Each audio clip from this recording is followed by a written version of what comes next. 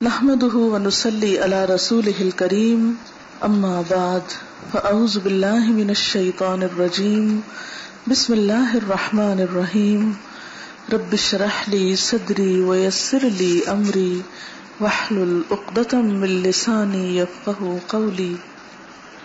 آج ایک ٹاپک آپ کے ساتھ ڈسکس کرنا چاہوں گی اور وہ ٹاپک ہے حسد کا۔ کہتے ہیں کہ حسد وہ پہلا گناہ ہے جو آسمان پہ سرزد ہوا تھا اور پہلا گناہ ہے جو زمین پہ سرزد ہوا تھا۔ آسمان پہ کب اور کیسے؟ جب اللہ تعالیٰ نے فرشتوں کو یہ حکم دیا تھا کہ وہ آدم علیہ السلام کو سجدہ کریں تو سب نے سجدہ کیا، لیکن ابلیس نے سجدہ نہیں کیا۔ کیوں نہیں کیا؟ دل میں کیا تھا؟ حسد تھا۔ حسد جس کو آپ انگریزی میں جیلسی کہہ سکتے ہیں۔ اس نے کیا کہا تھا؟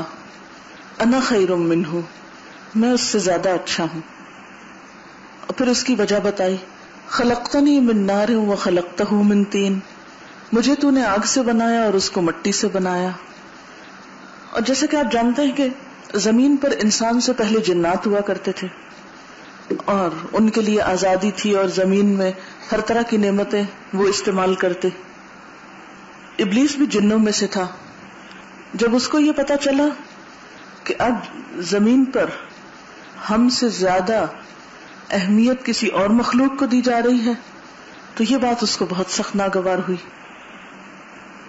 یہ بالکل ایسا ہی ہے جیسے ایک چھوٹا بچہ جب وہ دیکھتا ہے کہ اس کی ماں کی گود میں کوئی دوسرا بہن بھائی آ گیا ہے، دوسرا بچہ آ گیا ہے، تو اس کی کیفیت کیا ہوتی ہے کہ اب میری محبت میں دوسرا شریک ہو رہا ہے، دوسرا اس کو شیئر کرے گا، وہ سب کچھ جو مجھے مل رہا تھا اب اس کو بھی مل جائے گا۔ وہ اس کو اپنا دشمن سمجھنے لگتا ہے اور اس سے جذبہ رقابت پیدا ہوتا ہے اور وہ اس کو ریپل کرتا ہے۔ تو آپ دیکھیں کہ اس کا نقصان کیا ہوا ابلیس کو۔ اس کے دل میں ایک جلن پیدا ہوئی، ویسے بھی آگ سے بنا ہوا تھا تو وہ اور بھی زیادہ جل بھن گیا اور کہنے لگا کہ میں اس کے آگے جھکوں، میں اس کے آگے سجدہ کروں، میں اس کو بڑا مان لوں۔ یہ نہیں ہو سکتا۔ اور اس بنا پر اس نے اللہ تعالی کا بھی انکار کیا اور ہمیشہ کے لیے ذلت اور رسوائی اور سزا کا مستحق ہوا، اور پھر اپنی اس برائی پر، اپنی اس ڈھٹائی پہ جم گیا اور اس نے توبہ نہیں کی، پلٹا نہیں۔ گویا حسد کے نتیجے میں ایک ایسی سرکشی اس کے اندر آئی، ایک ایسی ڈھٹائی اور ایک ایسی کیفیت اس کے اندر آئی کہ جس سے وہ نکل نہ سکا۔ تو یہ ایک ایسی بیماری ہے، ایک ایسی خرابی ہے کہ جو انسان کو بسا اوقات مغلوب کر لیتی ہے۔ جب انسان کو احساس ہوتا ہے کہ یہ ایک برا کام ہے تو انسان اس سے بچ جاتا ہے، نکل آتا ہے یا اس پہ قابو پا لیتا ہے۔ لیکن حسد ایک ایسی تکلیف دہ بیماری ہے انسان کے لیے کہ جس پہ بہت آسانی سے قابو پانا بھی مشکل ہوتا ہے۔ اور عمومی حالات میں یہ دیکھا گیا ہے کہ حسد انسان کو مغلوب کر لیتا ہے۔ زمین پہ پہلا گناہ کیا تھا؟ قتل۔ کبیرہ گناہوں میں سے بڑا گناہ آپ سمجھ سکتے ہیں، قتل تھا۔ اس کے پیچھے کیا تھا؟ حسد۔ کیسے؟ آپ جانتے ہیں کہ حابیل اور قابیل دونوں نے اللہ تعالی کے سامنے اپنی قربانی پیش کی۔ سورۃ المائدہ میں آپ پڑھ چکے ہیں، اذ قربا قربانا فتقبل من احدهما ولم يتقبل من الاخر قال لاقتلنك۔ جب ان دونوں نے قربانی پیش کی تو ان میں سے ایک کی قربانی قبول کر لی گئی جبکہ دوسرے کی قبول نہ کی گئی۔ کس کی قبول نہیں ہوئی تھی؟ قابیل کی۔ اور کس کی ہوئی تھی؟ حابیل کی۔ تو قابیل حابیل کے اس اعزاز پر کہ اس کی قربانی قبول ہو گئی جل اٹھا اور اس برائی سے اتنا مغلوب ہوا کہ اپنے بھائی کو قتل کر ڈالا۔ حالانکہ قتل کرنے سے پہلے دونوں کے درمیان گفتگو بھی ہوئی، باہم بات چیت بھی ہوئی اور قریب تھا کہ وہ سمجھ جاتا، لیکن حسد سے اتنا مغلوب ہوا کہ سمجھ ہی نہ پایا۔ تو حسد ایک ایسی بیماری ہے کہ جو انسان کی عقل کو، ہوش و حواس کو پوری طرح مفلوج کر کے رکھ دیتی ہے، اور اس وقت تک انسان کو چین نہیں آتا جب تک کہ وہ اس آگ کو ٹھنڈا نہیں کر لیتا، اسی سے انتقام کی آگ بھڑکتی ہے. بہت سی خرابیاں اسی سے شروع ہوتی ہیں. پھر آپ دیکھیں کہ لوگ دوسرے کی جب غیبت کرتے ہیں یا اس پہ الزام تراشی کرتے ہیں یا اور بہت سی برائیاں شروع ہوتی ہیں، تعلقات کی خرابیاں، تو اس کے پیچھے ایک بنیادی وجہ حسد ہوتی. حسد کی ڈیفینیشن کیا ہے؟ حسد کہتے کس کو ہے؟ کسی بھی صاحب نعمت سے اس کی نعمت کے چھن جانے کی تمنا کرنا. کسی بھی صاحب نعمت سے اس کی نعمت کے چھن جانے کی خواہش کرنا، تمنا کرنا، آرزو کرنا. جس کو یہ نعمت ملی ہے بس کوئی بھی طریقہ ہو کہ یہ اس کے پاس نہ رہے، کسی بھی طرح اس سے چھن جائے، اس سے دور ہو جائے، اسے نہ ملے. کیونکہ حسد میں انسان کو کسی دوسرے کو ملنے والی نعمت اچھی نہیں لگتی، وہ اس پہ خوش نہیں ہوتا، اور بسا اوقات وہ صرف تمنا ہی نہیں کرتا. حاسد صرف چھننے کی تمنا ہی نہیں کرتا بلکہ عملی طور پر اس کے لیے کوشش بھی شروع کر دیتا ہے کہ صاحب نعمت کو کسی طرح ذلیل و خوار کرے، اسے ملنے والی نعمت کو خود چھین لے، یا یہ کہ اسی کو ہی ختم کر ڈالے تاکہ وہ نعمت سے فائدہ نہ اٹھا سکے. اب اگلا سوال یہ ہے کہ کس کس کے ساتھ حسد کیا جاتا ہے؟ کیا کوئی خاص قبیلے کے لوگ ہوتے ہیں یا خاص رنگ و شکل کے ہوتے ہیں؟ کون ہوتے ہیں وہ جن سے حسد ہوتا ہے؟ ہر صاحب نعمت سے حسد کیا جاتا ہے، ہر نعمت والے سے. نبی صلی اللہ علیہ وسلم نے فرمایا، اپنے ارادوں کی تکمیل میں رازداری سے کام لیا کرو، کیونکہ ہر صاحب نعمت حسد کیا جاتا ہے. جس کو بھی نعمت ملتی ہے اسی سے کوئی نہ کوئی حسد کرتا ہے. ایک تو ازلی ابدی حسد شیطان کا انسان سے چل ہی رہا ہے، اور پھر انسان انسانوں سے حسد کرتے ہیں. اب آپ دیکھیں کہ کون ایسا ہے جس کے پاس کوئی نعمت نہ ہو؟ ہر ایک کے پاس کوئی نہ کوئی نعمت ہے نا. کچھ تو نعمتیں سب میں کامن ہیں. مثلا ہم سب الحمدللہ دیکھ سکتے ہیں، لیکن اگر کسی کی آنکھیں ہم سے زیادہ خوبصورت ہوں اور اس وجہ سے اس کو کوئی اہمیت مل رہی ہو تو ہم سے یہ برداشت نہیں ہوگا. ہم کہیں گے اس کی وجہ سے اس کو یہ امپورٹنس مل رہی ہے، اس کی تو آنکھیں ہی چھن جائیں. اسی وجہ سے آپ نے دیکھا ہوگا بعض لوگ دوسروں پہ تیزاب پھینک دیتے ہیں. قتل تو چلے بڑی درجے کی بات ہے، چھوٹی چھوٹی چیزوں سے تکلیف دیتے ہیں محسود کو. قرآن پاک میں اللہ تعالیٰ فرماتے ہیں، ام یحسدون الناس علی ما آتاہم اللہ من فضلہ، کیا یہ لوگوں سے اس لیے حسد کرتے ہیں کہ اللہ نے جو کچھ ان کو عطا کیا ہے، یعنی وہ کیوں عطا کیا ہے. حاسد لوگوں سے اس لیے حسد کرتے ہیں کہ انہیں اللہ کی طرف سے ملنے والی نعمت پر خوشی نہیں ہوتی. وہ دراصل اللہ تعالیٰ پر اعتراض کر رہے ہوتے ہیں یا اس سے ہی ناراض ہو رہے ہوتے ہیں کہ اس نے یہ نعمت کسی کو کیوں دے دی. اب ایک سوال تو یہ تھا کہ کس کس سے حسد ہوتا ہے. اگلا سوال یہ ہے کون کون حسد کرتا ہے؟ جس کو اللہ پہ بھروسہ نہیں ہوتا، جو اللہ کے فیصلوں پہ راضی نہیں ہوتا. ہر وہ شخص جو کسی خاص نعمت سے محروم ہوتا ہے اور وہ اس کا طلبگار بھی ہوتا ہے، جب وہ نعمت کسی دوسرے میں دیکھتا ہے تو حسد شروع کر دیتا ہے. کیا کوئی ایسا انسان بھی ہوتا ہے جو کبھی کسی سے حسد نہ کرے؟ اپنے آپ کا جائزہ لیں اور سچ بولیں. آپ کو تو کبھی کسی سے حسد نہیں ہوا، آپ تو کبھی نہیں کسی سے جیلس ہوئے. کبھی پتا کیسے چلے گا؟ تو اس سوال کا جواب کیا ہوا کہ ہر شخص کے اندر کسی نہ کسی درجے میں یہ بیماری ضرور ہے. کچھ لوگوں کے اندر تھوڑی ہوتی ہے، کچھ کے اندر زیادہ ہوتی ہے، اور کچھ تو بھرے ہی حسد کے ہوتے ہیں. جہاں سے کھولو ان کے اندر آپ کو نظر آئے گا، پورے کے پورے بھرے ہوئے ہوتے ہیں اس. لیکن کسی نہ کسی درجے پر ہر شخص حسد کا شکار ہوتا ہے، یعنی حسد کرتا ہے. اب اگلا سوال یہ ہے کہ کیسے پتا چلے گا کہ میں کسی سے حسد کرتی ہوں یا نہیں؟ اس کی پہچان کیسے ہوگی؟ آپ بتائیے. کسی کی نعمت دیکھ کر میری کیفیت کیا ہوتی ہے؟ ایک تو یہ کہ آپ براہ راست خود نعمت دیکھ رہے ہیں اور اس پر آپ کو تکلیف ہو رہی ہے کہ اس کو کیوں مل گئی ہے. اچھا، دوسرا طریقہ، ایک اور طریقہ بھی ہوتا ہے اپنے آپ کو جج کرنے کا. دوسرا طریقہ یہ ہے کہ جب کسی کی تعریف کی جاتی ہے، کسی کی تعریف سن کر میرے دل کا حال کیا ہوتا ہے. اور خصوصاً جو آپ کے ہم اثر لوگ ہوں. ہم اثر کا کیا مطلب ہوتا ہے؟ کنٹمپریریز، یا ایک رینک کے لوگ، یا ایک عمر کے، یا ایک پیشے کے، یا ایک فیلڈ کے. عموماً حسد اور رقابت وہاں پائی جاتی ہے.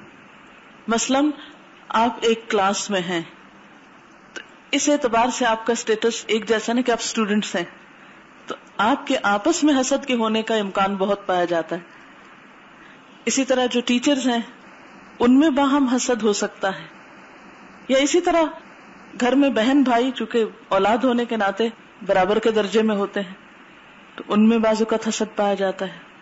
جیسے حضرت یوسف علیہ السلام کے بھائی، حالانکہ وہ پیغمبر کی اولاد تھے، سورۃ یوسف پڑھ چکے ہیں نا آپ، پیغمبر کی اولاد تھے، بڑے نیک ماں باپ کے بچے تھے، لیکن اس کے باوجود حسد نے ان کو بھی جا اٹیک کیا.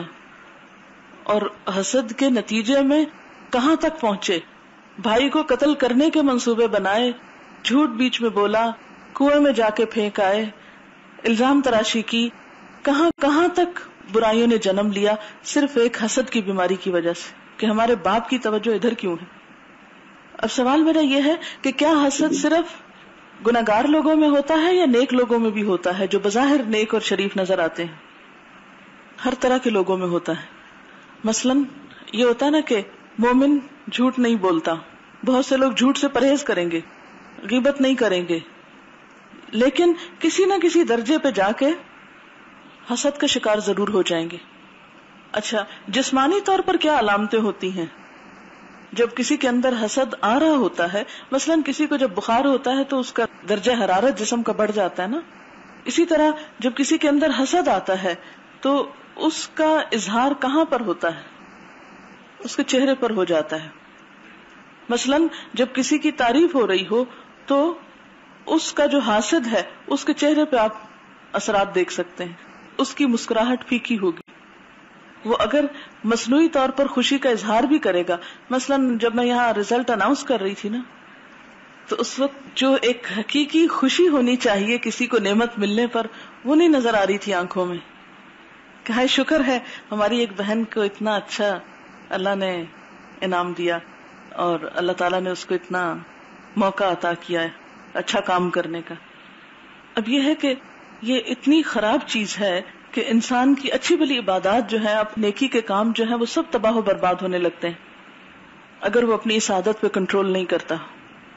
اچھا، ایک تو یہ ہوتا ہے کہ چہرے سے پتہ چلتا ہے، اور کہاں سے پتہ چلتا ہے، اور کیا کرتا ہے حاسد؟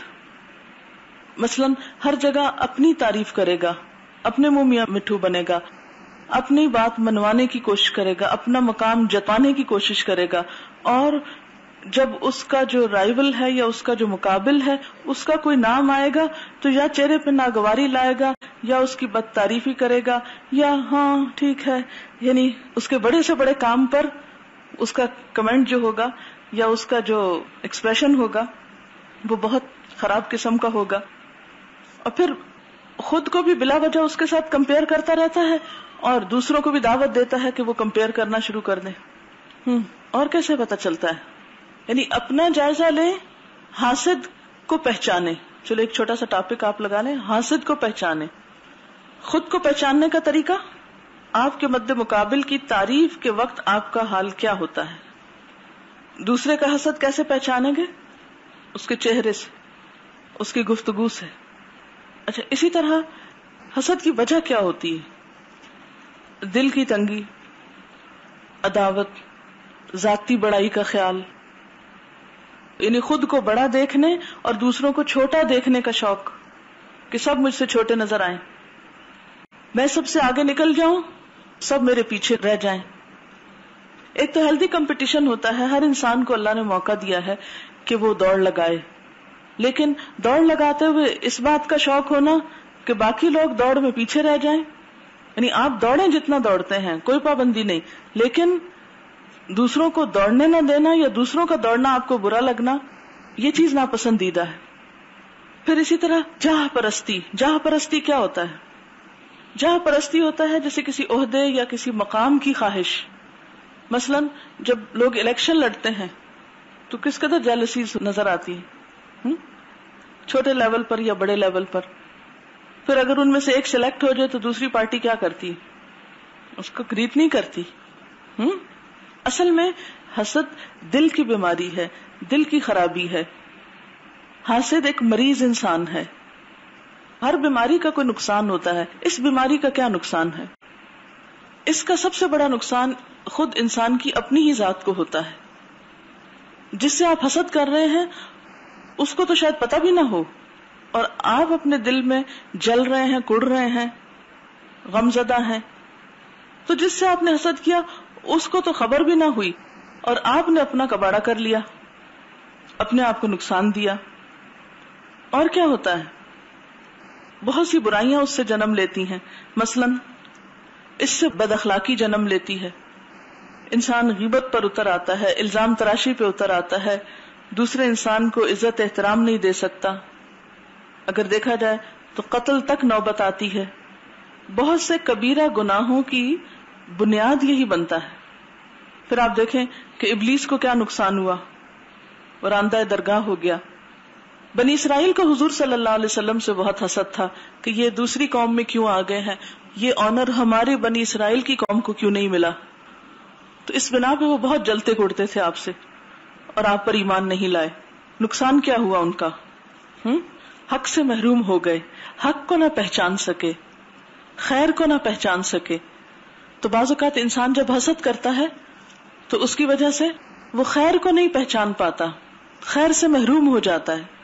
اگر یہود حضور صلی اللہ علیہ وسلم پر ایمان لے آتے، آپ کا ساتھ دیتے، تو آپ دیکھیں اسلام کو کتنی ترقی ہوتی. اور وہ حسد جو اس وقت سے چل رہا ہے آج تک وہ باقی ہے. اس بنا پر دنیا فساد سے بھر گئی، ایک دوسرے کو ایکسپٹ ہی نہیں کر پا رہے. اور کیا نقصان ہوتا ہے؟ مثلاً قتل و غارت ہوتی، جیسے حضرت آدم علیہ السلام کے بیٹوں کا واقعہ ہے. پھر کیا نقصان ہوتا ہے؟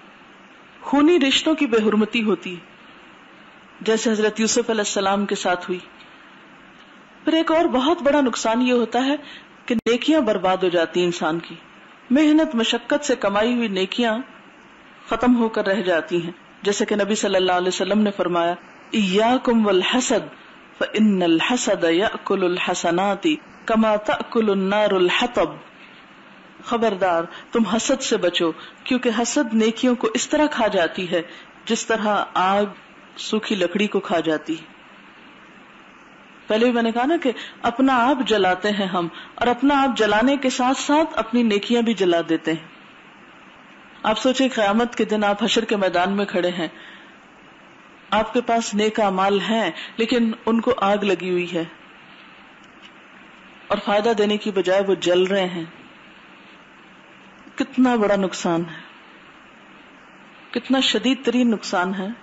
یہ بالکل ایسے ہے کہ جیسے کوئی شخص کچھ خریدنے کے لیے بازار جائے اور پتہ چلے اس کی جیب کٹ گئی. یہ جیب کٹنے والا معاملہ ہو جاتا ہے نا، جیسے نوٹوں کی گٹھی جل گئی. تو اگر اپنے اعمال کو ہم پیسوں سے ہی تشبیہ دے دیں، کیونکہ مال کی محبت میں تو ہم سب مبتلا ہیں نا، تو وہ سمجھ جلدی آئے گی بات. تو ایک شخص کا توشہ آخرت جو ہے اگر وہ جلنا شروع ہو جائے تو اس سے بڑا خسارہ کیا ہو سکتا ہے. اور کیا نقصان ہوتا ہے؟ دین کی خرابی، دین کی بربادی ہو جاتی. نبی صلی اللہ علیہ وسلم نے فرمایا، دب الیکم داء الامم قبلکم الحسد والبغضاء. تمہاری طرف پچھلی قوموں کی بیماریاں سرایت کر آئیں گی، حسد اور بغض.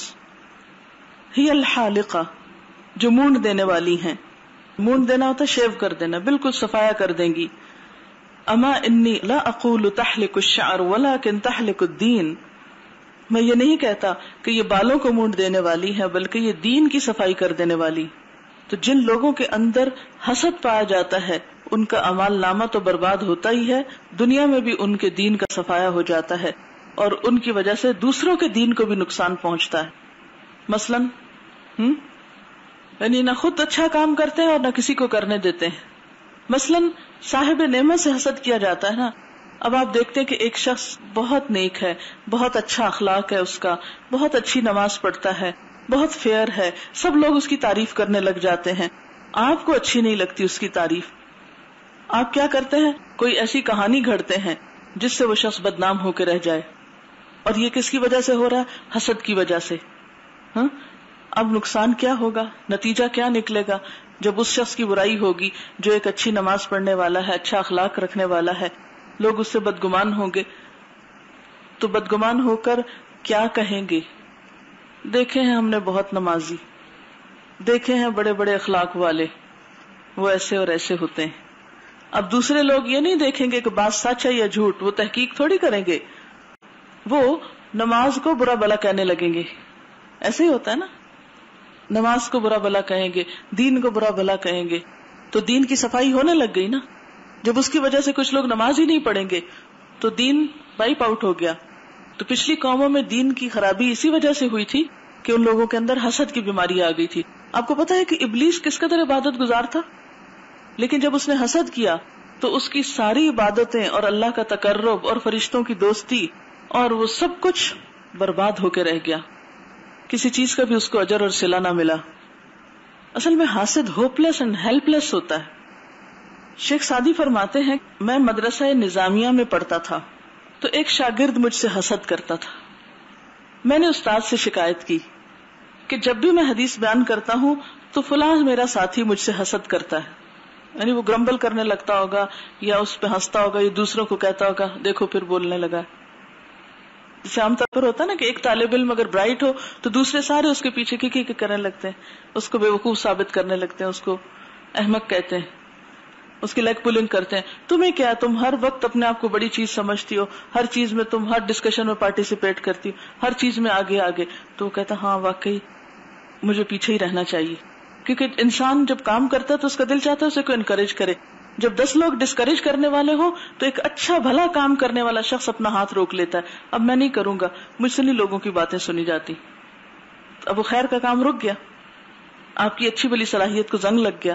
تو بہرحال انہوں نے اپنے استاد سے کہا کہ فلاں شخص مجھ سے حسد کرتا ہے. استاد نے کہا تمہارے ساتھی نے حسد کر کے اگر اپنے لیے جہنم کا ایک دروازہ کھولا تو تم نے چغلی کر کے دوسرا دروازہ اپنے لیے کھول لیا. تو برابر ہو گئی نا بات. تو اس طرح حسد کی وجہ سے گناہوں کی ایک چین شروع ہو جاتی. صرف ایک شخص نہیں، ایک سے دوسرا ریاکشن میں، دوسرے سے تیسرا. مثلا اگر کسی نے کسی کے بارے میں برا بھلا کہا حسد کی وجہ سے کسی کو، اب کیا ہوگا کہ جس کو برا کہا کسی اور نے بھی سن لیا، اس نے تحقیق نہیں کی، اس نے آگے جا کے کسی اور کو بتایا تو بتا فلاں شخص جو اتنی نمازیں پڑھتا ہے اس کا یہ حال ہے. حالانکہ دیکھا کسی نے نہیں ہوتا، صرف سنی سنائی پہ چل پڑتے ہیں. مثلا ایک شخص جو کلاس میں اول آ رہا ہے تو دوسرا کہے ہاں ہمیں پتا ہے وہ کتنی چیٹنگ کرتی، حالانکہ یہ جھوٹ ہوتا ہے. اب دوسرے نے سنا، اس نے تحقیق نہیں کی چیٹنگ کرتی کہ نہیں، اس نے آگے مشہور کر دیا تو پتا ہے یہ ایسے ہی فرسٹ آ گئی ہے، کوئی اس کے اندر قابلیت نہیں، صرف چیٹنگ کرتی. اب ایک نے برائی کی اس سے دیکھ کے دوسرے نے کی، اس نے آگے پہنچائی، اس نے آگے پہنچائی، اور اوور آل ایک ٹرسٹ، اعتماد سب ختم، اور ایک بے چینی کی سی کیفیت بہت سے لوگوں میں آ گئی. اب دیکھیں کہ دنیا میں جینے کا حسن اعتماد کے ساتھ ہے، محبت کا حسن اعتماد کے ساتھ ہے، خوشگوار تعلقات کی تہ میں باہمی اعتماد ہے. جن لوگوں کے درمیان اعتماد نہ رہے، جن لوگوں کے درمیان ٹرسٹ نہ رہے کہ وہ ایک دوسرے کے خیر خواہ ہیں، ایک دوسرے سے محبت کرنے والے ہیں، ایک دوسرے کو چاہنے والے ہیں، تو نتیجہ کیا ہوتا ہے؟ تعلقات خراب ہوتے ہیں. تعلقات خراب ہوتے ہیں تو بدمزگی ہوتی ہے، زندگی حرام ہو جاتی. آپ ذرا امیجن کریں کہ آپ ایسے لوگوں کی کمپنی میں ہیں جن کو آپ ٹرسٹ کر سکتے ہیں، جو آپ کا بھلا چاہتے ہیں، تو آپ ان کے ساتھ بیٹھ کے کس قدر انجوائے کرتے ہیں. اور اگر تھوڑی دیر بھی آپ کو ایسے لوگوں میں بیٹھنا پڑے کہ جن پر نہ آپ کو اعتماد ہو نہ انہیں آپ پر ہو، تو ایسی زندگی کا کوئی لطف ہے؟ کوئی لطف نہیں. تو حسد کے نتیجے میں ہم اپنے ماحول کو اتنا پلوٹ کر لیتے ہیں، اتنی بے چینی اس میں پھیلا دیتے ہیں کہ اپنے لیے دنیا میں جہنم تیار کر لیتے ہیں. حاصل تو کچھ نہ ہوا. عموماً آپ نے دیکھا ہوگا جو لوگ جلتے اور کڑتے رہتے ہیں ان کی جسمانی صحت بھی بڑی خراب ہوتی ہے. وہ کبھی آپ کو شگفتہ، فریش، ہیلدی نظر نہیں آئیں گے. ان کا چہرہ بھی مرجھایا ہوا، ان کے چہرے پہ بل پڑے ہوئے، ترش روح، ایسے جیسے ستائے ہوئے ہیں زمانے بھر کے. اندر کی جلن کی وجہ سے مسکرا نہیں سکتے، نہ خوش ہو سکتے ہیں، نہ کسی کو خوش کر سکتے ہیں، کیونکہ اگر آپ مسکرانا جانتے ہیں تو دوسرے کو بھی خوش کرنا جانتے ہیں، اور کسی کو خوش کرنا کتنی بڑی نیکی. پھر اسی طرح بسا اوقات طنز اور تانوں کے تیر چلائے جاتے ہیں، جس سے ماحول اتنا زخمی ہو جاتا ہے کہ انسان کے لیے چند لمحے گزارنا ایسے ماحول میں مشکل ہو جاتا ہے. اب دیکھ کوئی شخص بھی تنہا زندگی نہیں بسر کر سکتا. ہر انسان محتاج ہے دوسرے کا. کوئی کتنا بھی عقل مند ہو, کتنا بھی قابل ہو, کتنا بھی مالدار ہو, اکیلے کسی کا کام نہیں چلتا. اور اس کام میں برکت ہوتی ہے جو مل جل کر کیا جاتا ہے. حدیث پاک میں آتا ہے ید اللہ فوق الجماع, جماعت کے اوپر اللہ کا ہاتھ ہوتا ہے. کیا مطلب ہے کہ جو لوگ مل جل کر کوئی کام کرتے ہیں ان پر اللہ کی رحمت ہوتی ہے, ان کو اللہ کی تائید حاصل ہوتی ہے, اللہ کی مدد ان کے شامل حال ہو جاتی. تو حاسد لوگ تو اکٹھے بیٹھ کے کام کر ہی نہیں سکتے, کیونکہ وہ حاسد بنیادی طور پر تکبر کا شکار ہوتا ہے. وہ اپنا نام, اپنی بڑائی اور اپنا آپ چاہتا ہے, اپنا فائدہ بس چاہتا ہے. تو اس کا نتیجہ پھر کیا نکلتا ہے کہ وہ کٹاؤ شروع ہو جاتا ہے نا گروپ کے اندر. ایک دوسرے سے تعاون, ایک دوسرے کی خیر خواہی, ایک دوسرے کی مدد خیر میں نہیں ہوتی. اور جتنا کٹاؤ پٹاؤ ہوتا ہے اتنا ہی زیادہ کام کی برکت چلی جاتی. اچھا, بعض لوگ صرف اپنی ذات کے اندر مڑ جاتے ہیں, انٹروورٹ ہو جاتے ہیں, ہر چیز اپنی ذات تک رکھیں گے, خود ہی غم سہیں گے, خود ہی خوش ہوں گے, خود ہی سب کچھ. تو وہ اسپرچولی بھی آئسولیٹڈ ہو جاتے ہیں. تو اس سے بھی ان کو بہت بڑا لاس ہوتا ہے.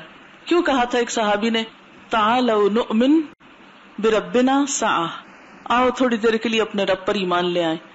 تو آپ اکیلے کیوں نہیں لے آتے, دوسرے کو کیوں بلا رہے ہیں؟ اس لیے کہ اکیلے کرنے میں نہ وہ حسن ہے, نہ وہ خوبصورتی ہے, نہ وہ مزہ ہے جتنا ایک گروپ کی شکل میں کام کرنے میں.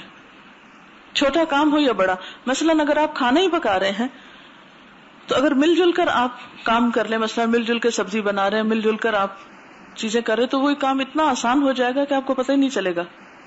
اور اگر سارے لوگ اندر بیٹھ کے گپ شپ کر رہے ہیں اور آپ ایک اکیلے کو کچن میں کھڑا ہونا پڑے تو پھر کیفیت کیا ہو جاتی.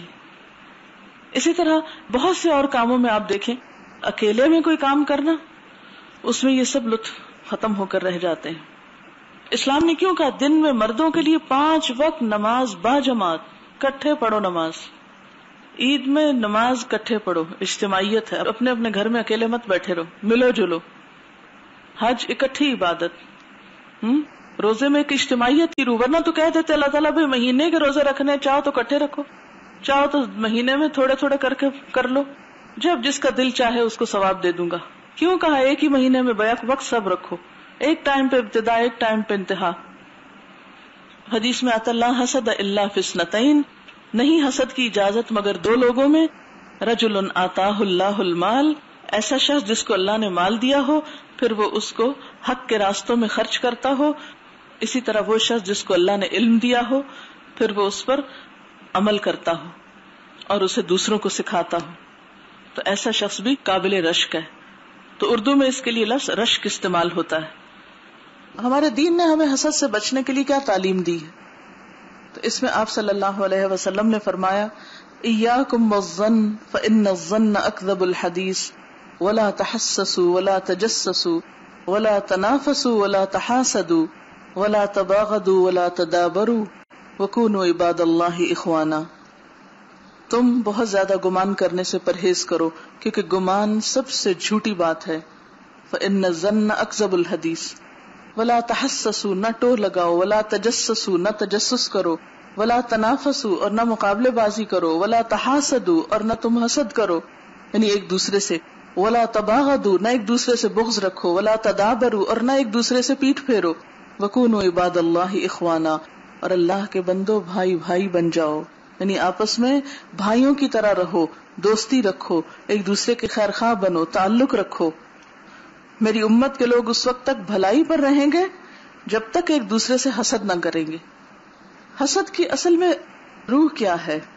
اچھا اب تھوڑی دیر کے لیے سوچئے کہ آپ نے اپنے چھوٹے بہن بھائیوں میں کوئی چیز تقسیم کی, آپ خرید کر لائے, محنت کی, لا کے آپ نے سب کو دی.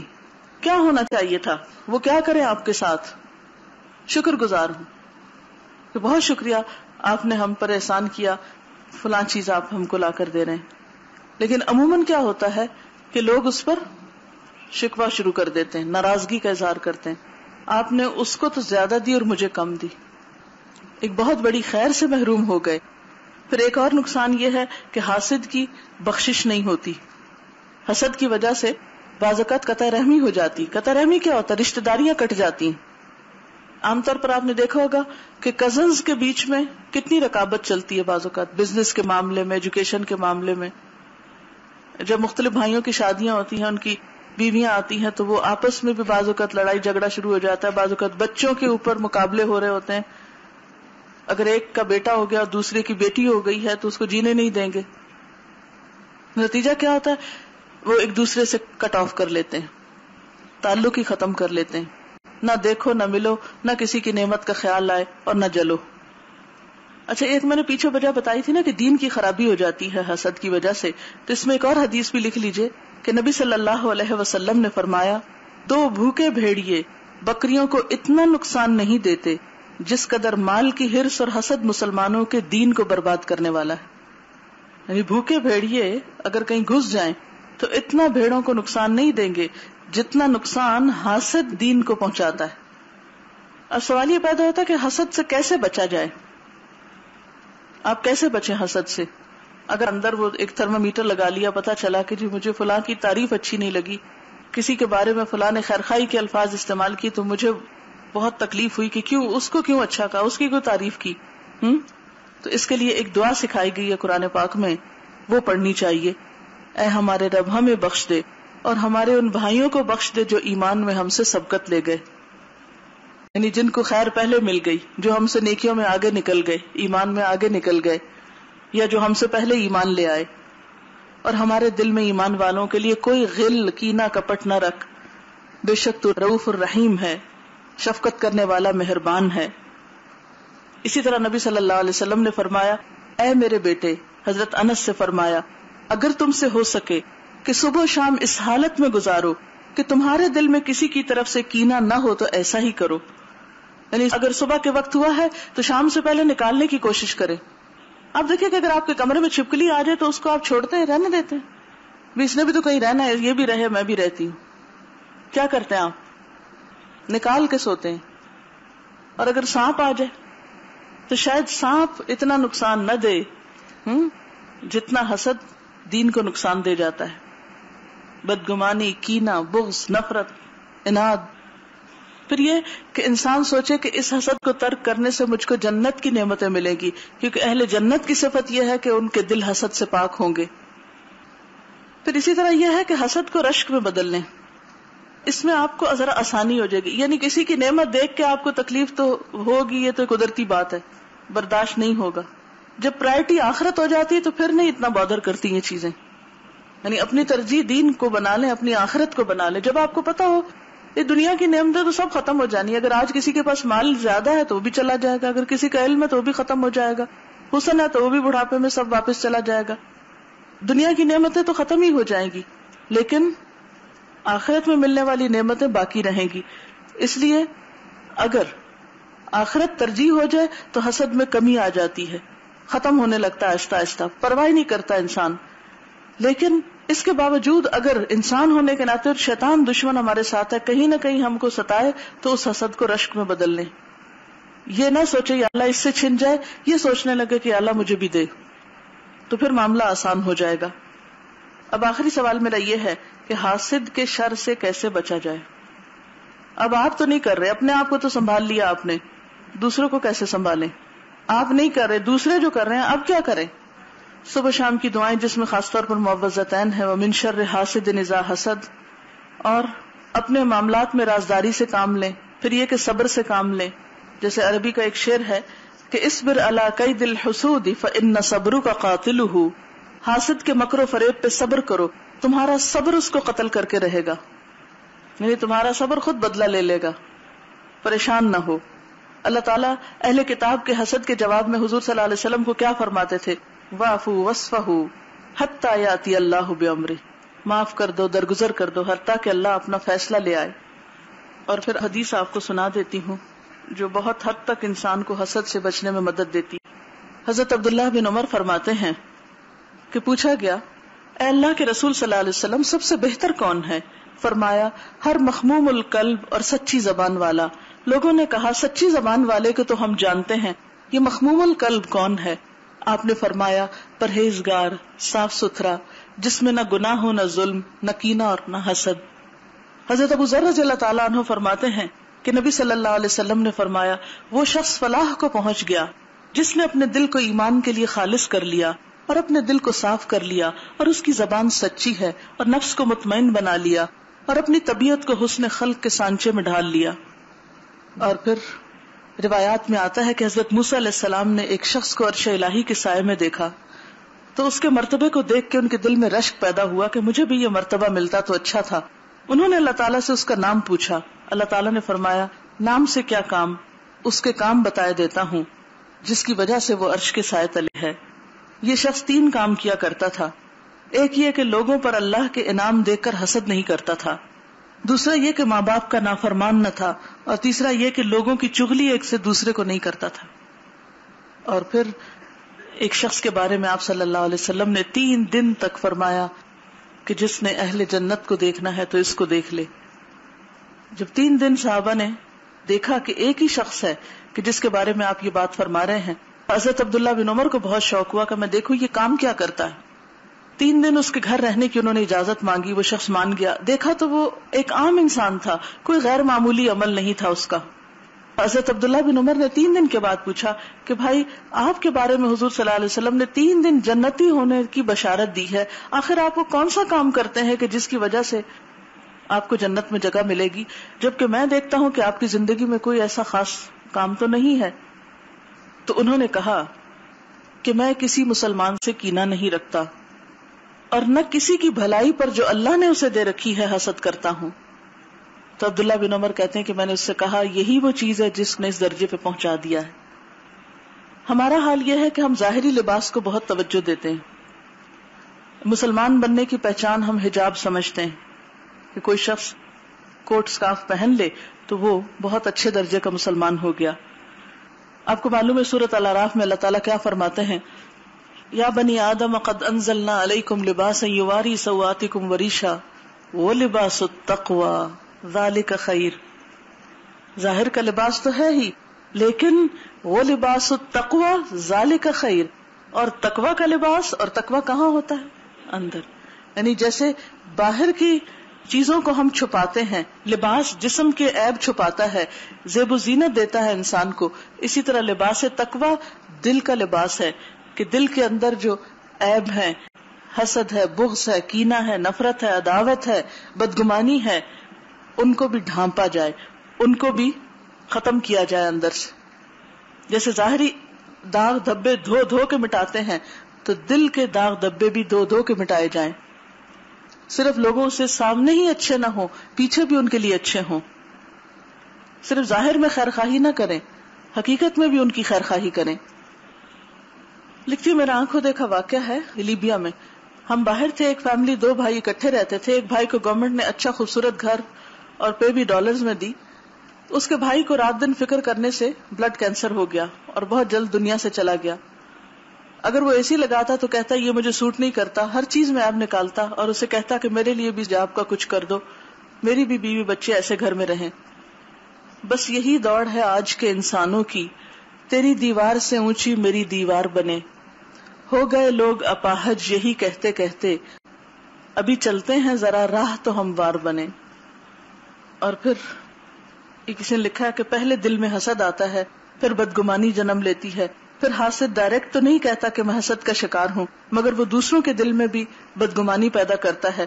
اس کا نتیجہ کیا ہوتا ہے کہ اسے غیبت کرنا پڑتی ہے، ہر جگہ وہ ایسی ڈسکشن کرتا ہے، اور نتیجہ کیا ہوتا ہے کہ حسد ساری نیکیوں کو کھا جاتا ہے، سب نیکیوں کا صفایا ہو جاتا ہے، کیونکہ وہ برائیوں کی چین چل پڑتی ہے نا۔ اچھا، پہلے جو اسباب پوچھے گئے تھے نا کہ عموماً حسد کا سبب کیا ہوتا ہے، تو اس میں کسی نے لکھا ہے کہ یہ ایک نفسیاتی بیماری ہے۔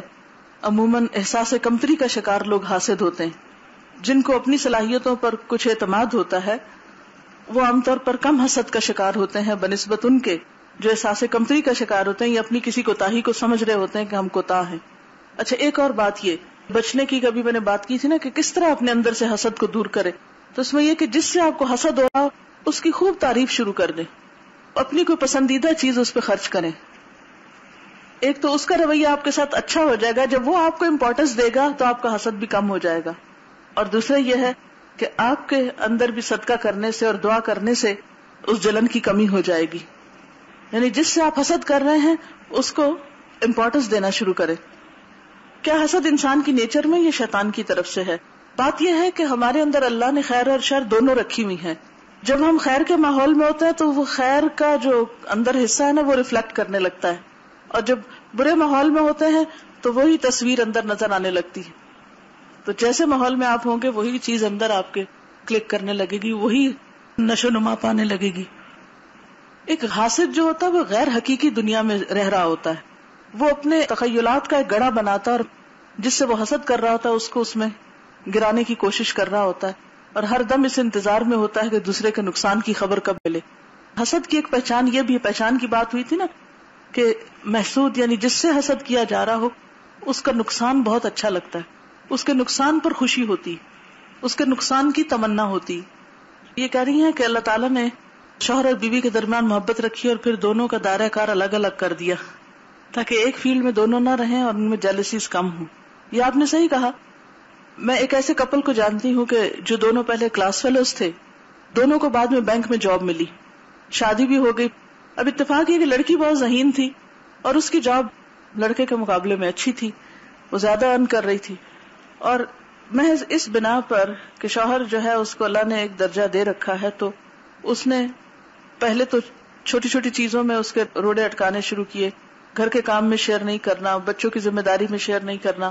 پھر یہ کہ جب کسی اور طریقے سے دیکھا کہ نہیں کام چلتا، ٹھیک ٹھاک قسم کی لڑائی جھگڑا فساد، اور بالآخر یہاں پر آ کر بات ٹھہری کہ لڑکی کو جاب چھوڑنا پڑی. اور جب چھوڑی تو جب جا کر گھر میں کچھ چین ہوا، حالانکہ اپنی پسند کی شادی کی تھی. تو آپ نے دیکھا ہوگا کہ بعض اوقات دو باہم محبت کرنے والوں میں بھی تعلقات کی شدید خرابی کا سبب یہ حسد بن جاتا ہے. کیونکہ ہمارے معاشرے میں ویسے بھی لوگ تانے دیتے ہیں، دیکھو تمہاری بیوی تو بہت قابل ہے اور تم پیچھے رہ گئے ہو، تو وہ اس کو اپنی بعض اوقات خرابی کا سبب سمجھتے ہیں.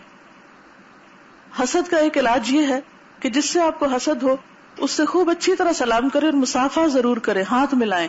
نبی صلی اللہ علیہ وسلم نے فرمایا تصافحوا فإنه يذهب الغل، مصافحہ کرو، وہ دلوں کا کینہ دور کرتا ہے. کہتے کہ حسد کا روٹ کاز حب الدنیا کہا جا سکتا ہے کہ حب الدنیا رأس کل خطیئۃ، دنیا کی محبت ہر برائی کی جڑ ہے. کیونکہ دنیا کی محبت کی وجہ سے ہی تو آپ دوسرے سے حسد کر رہے ہوتے ہیں کہ وہ دنیا اس کو کیوں زیادہ مل گئی. ایک سوال ہے، حاسد کی تو سزا بری ہے، اس کا نقصان بھی ہے، لیکن جس سے اس کو حسد ہوتا ہے کیا اس کا بھی کچھ نقصان ہوگا؟ کیا نظر بھی حسد کی وجہ سے لگتی ہے؟ ہوتا یہ ہے کہ نظر لگتی ہے، حسد کی وجہ سے بھی لگتی ہے. اس کو بری نظر کہا جاتا ہے، نظر بد جس کو کہتے ہیں. نظر بد کیوں ہوتی ہے؟ کیونکہ خوشی سے نہیں دیکھتا نا. میں نے ابھی تو یہ سورۃ کہف میں اس کی مثال دی تھی آپ کو. کہاں بھلا جب وہ باغ والے کا باغ جلا تھا تو اس وقت دوسرے نے کیا کہا تھا اس کو؟ لولا اذ دخلت جنتک قلت ما شاء اللہ، ایسا کیوں نہ ہوا کہ جب تم اپنے باغ میں داخل ہوئے تو تم نے ماشاء اللہ کیوں نہ کہا. تو یہ جو ماشاء اللہ کا لفظ ہے یہ ہمارے اسلامی آداب میں سے ہے کہ جب انسان کسی چیز کو دیکھے اور خوش ہو تو اس پر بھی ماشاء اللہ کہے. یعنی جو اللہ نے چاہا وہ بنا دیا، یعنی اللہ کی تقسیم ہے، اللہ کا فیصلہ ہے. تو بری نظر بھی لگتی ہے اور خوشی کی نظر بھی لگتی ہے، یعنی حاسد کی بھی لگتی ہے اور اس کے علاوہ محبت کرنے والوں کی بھی لگتی ہے. جیسے ماں اپنے بچے کو خوشی سے دیکھتی ہے تو بسا اوقات اس کو لگ جاتی ہے اور رو رہا ہوتا ہے. جیسے میں نے سورۃ یوسف میں بھی آپ کو نظر کے اوپر بتایا ہوا ہے، وہ حدیث بھی یاد ہوگی آپ کو کہ نظر انسان کو قبر میں اور اونٹ کو ہنڈیا میں اتار دیتی ہے. یعنی بسا اوقات اتنی شدید ہوتی ہے کہ انسان اس سے ایسا بیمار پڑتا ہے کہ صحت یاب نہیں ہو سکتا. اور بسا اوقات جانوروں کو ایسی چیزوں کو لگتی ہے کہ جس سے وہ بھی بیمار پڑ جاتے ہیں. آپ دیکھیں کہ ریز تو پتھر کاٹ دیتی ہیں کہ نہیں کاٹتی. آج کل سرجری نہیں ہو رہی لیزرز کے ساتھ، تو وہ بھی ریز ہی ہے نا، ایکس ریز بھی ہیں. تو وہ ساری تو نان لیونگ تھنگس کی ریز آ رہی ہیں، یعنی جن ریز کے ساتھ علاج ہو رہا ہے وہ نان لیونگ تھنگس کی ہیں. تو آنکھ تو ایک لیونگ تھنگ ہے، تو اس کی جو نظر ہے اس کا بھی اثر ہوتا ہے. اور جیسے وہ کہا گیا کہ نگاہ مرد مومن سے بدل جاتی ہیں تقدیریں، کہ مومن کی نگاہ سے تقدیر بدل جاتی ہے. تقدیر کا مطلب کیا ہے؟ یعنی اس کے جو عزائم ہیں اور اس کی جو کوششیں ہیں اور جو اس کے ارادے ہیں اور جو اس کا اخلاص ہے، اس کی وجہ سے اس کے راستے کی مشکلات دور ہوتی ہیں، اس کو پھر اللہ تعالیٰ کی مدد بھی ملتی. اب یہ ہے کہ مثلاً ایسی بیماری ہے جس کی ریزن سمجھ نہیں آ رہی، یعنی روحانی بیماریاں، بعض اوقات بے چینی، تکلیف، پریشانی، مثلا سر درد کے کئی کازز ہوتے ہیں، بعض اوقات سارے ٹیسٹ ہو جاتے ہیں، کوئی کاز نہیں وہ سمجھ میں آتا، تو ایسی چیزیں نظر ہو سکتی ہیں. تو اس کا علاج یہ ہے کہ وہ دعا پڑھی جائے. وہ دعائیں سب موجود ہیں کارڈز میں، وہ آپ پڑھ سکتے ہیں. اگر کوئی اور بیمار ہو تو اس پہ بھی دم کیا جا سکتا ہے. حضرت جبریل علیہ السلام حضور صلی اللہ علیہ وسلم کے پاس آئے جبکہ آپ بیمار تھے، تو انہوں نے آپ کو آ کر کہا کہ کیا آپ بیمار ہیں؟ تو آئیے میں آپ کو جھاڑتا ہوں، یعنی دم کرتا ہوں. تو اس پر انہوں نے یہ دعا پڑھی تھی، بسم اللہ ارقیک من کل شیء یؤذیک من شر کل نفس او عین حاسد اللہ یشفیک. بسم اللہ ارقیک، تو حاسد کی نظر ہوتی ہے کیونکہ وہ خوش نہیں ہوتا نا، تو بری نظر سے دیکھتا ہے اور یہ تمنا کرتا ہے اور دل میں تڑپتا ہے کہ یہ چیز کسی طرح چھن جائے اس سے. ایک چھوٹی سی چیز میں یہ کہنا چاہوں گی، اس میں کوئی شک نہیں کہ انسان کو جو عادتیں بچپن سے پڑ جاتی ہیں ان کو اپنے سے دور کرنا ایک مشکل کام ہوتا ہے، لیکن جذبے کے ساتھ، نیت کے ساتھ، پختہ ارادے کے ساتھ بہت سی چیزیں انسان کی زندگی میں شامل ہو سکتی ہیں اور انسان اس سے اپنی زندگی کو بدلتا ہے. آپ دیکھیے کہ چھوٹی چھوٹی سنتیں جو ہیں، جیسے کہ پہلے بھی آپ سے بات ہوئی تھی، ان پر عمل کرنے سے ہماری پوری زندگی یعنی دن اور رات عبادت ہو جاتی. مثلاً جوتا پہننے اور اتارنے کی سنتی اگر ہم اس پر عمل شروع کر دیں تو دن میں کم از کم کتنی دفعہ جوتا پہنتے اور اتارتے ہیں؟